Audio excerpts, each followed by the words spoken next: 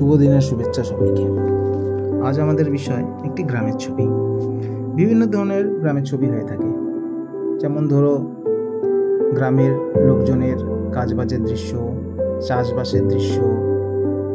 সেরকমই আমি এখানে একটা গ্রামের পুকুরকে নিয়ে ছবিটি শুরু করলাম। ছবিটা আঁকার পর আজ আমরা প্যাস্টেল রং দিয়ে ছবিটি কমপ্লিট করব। প্যাস্টেল রং সাধারণত সফট হয়, তাই সহজে ব্লেন্ড করা যায়। তাই তোমরা ব্লেন্ড করার জন্য নিজের আঙ্গুলটা দিয়ে ঘষে সুন্দরভাবে ব্লেন্ড করতে পারো, তাতে তোমরা একটা ভালো ইফেক্ট পাবে। তো এই ছবিটাতে আমি সাধারণত বিকেলবেলার একটা কনসেপ্ট মাথায় রেখেই স্টার্ট করেছি। তো সেই কারণে তোমরা দেখতেই পাচ্ছ আকাশে আমি 3-4টে রঙের ব্যবহার করেছি। তো তোমরাও সেরকম করার চেষ্টা করো।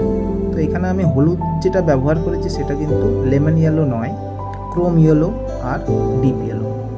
যেহেতু এটা বিকেলবেলা বা বিকেলের পরে সন্ধে হবার সময়, তো সেই জিনিসটা মাথায় রেখেই ছবিটি আমি স্টার্ট করেছি। তো এর পরের স্টেপে যদি আমি যাই, এখানে একটা পুকুর আছে। তো পুকুরের জলের কালার এটা কিন্তু খুব ইম্পর্টেন্ট। জলের কিন্তু নিজস্ব কোনো কালার হয় না।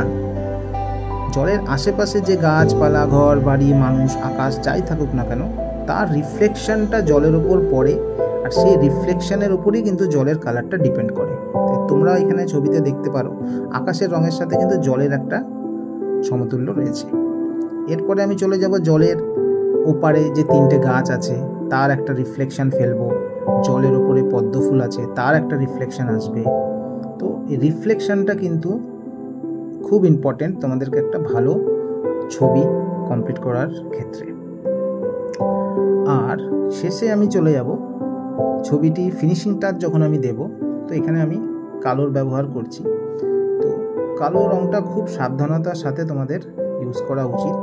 মনে রাখবে কালো রং কিন্তু সববার শেষে, সব রঙের শেষে তোমরা ব্যবহার করার চেষ্টা করবে, নয়তো কালো রং কিন্তু ঘেটে যাওয়ার একটা চান্স থাকে, তখন ছবিটা পুরো নষ্ট হয়ে যেতে পারে। তাই কালো রংটা খুব, আর যেখানে দরকার সেখানেই ছবিটিতে তোমরা কালো রং ব্যবহার করবে। আর শেষে একটা কথা বলি, ছবিটিতে একটা মানুষ না দিলে ছবিটা যেন কেমন নির্জন, ফাঁকা ফাঁকা লাগছিল।